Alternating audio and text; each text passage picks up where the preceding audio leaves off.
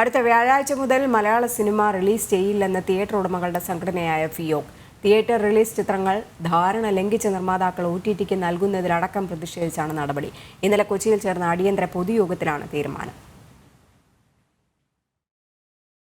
തിയേറ്ററുകളുടെ നിലനിൽപ്പ് തന്നെ അപകടത്തിലാകുമെന്നുമുള്ള പ്രതിസന്ധി നേരിടുകയാണെന്ന് ചൂണ്ടിക്കാട്ടിയാണ് ഈ മാസം 22-ാം തീയതി മുതൽ മലയാള സിനിമ റിലീസ് ചെയ്യില്ലെന്ന തീരുമാനത്തിലേക്ക് തിയേറ്റർ ഉടമകളുടെ സംഘടനയായ ഫിയോക് എത്തിയിട്ടുള്ളത്.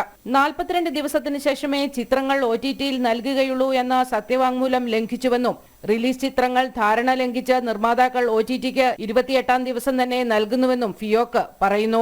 റിലീസ് സമയത്തെ നിർമ്മാതാക്കളുടെ തിയേറ്റർ വിഹിതം 60%-ൽ നിന്ന് 55%-ആയി കുറയ്ക്കണമെന്ന ആവശ്യവും ഫിയോക് മുന്നോട്ട് വയ്ക്കുന്നുണ്ട്. ബുധനാഴ്ചയ്ക്കകം പ്രശ്നങ്ങളിൽ പരിഹാരം കണ്ടില്ലെങ്കിൽ പുതിയ മലയാള ചിത്രങ്ങൾ റിലീസ് ചെയ്യേണ്ടെന്ന് തന്നെയാണ് ഫിയോക്കിന്റെ തീരുമാനം. കഴിഞ്ഞ ദിവസം കൊച്ചിയിൽ ചേർന്ന അടിയന്തര പൊതുയോഗത്തിലാണ് തീരുമാനം കൈക്കൊണ്ടത്. അതേസമയം ഫിയോക്കിന്റെ തീരുമാനത്തിൽ നിർമ്മാതാക്കൾ പ്രതിഷേധം പ്രകടിപ്പിച്ചു.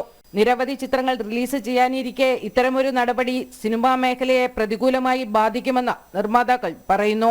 എന്നാൽ നിലവിൽ റിലീസ് ചെയ്തിട്ടുള്ള ചിത്രങ്ങളെ ഈ തീരുമാനം ബാധിക്കില്ല. ജനം, കൊച്ചി.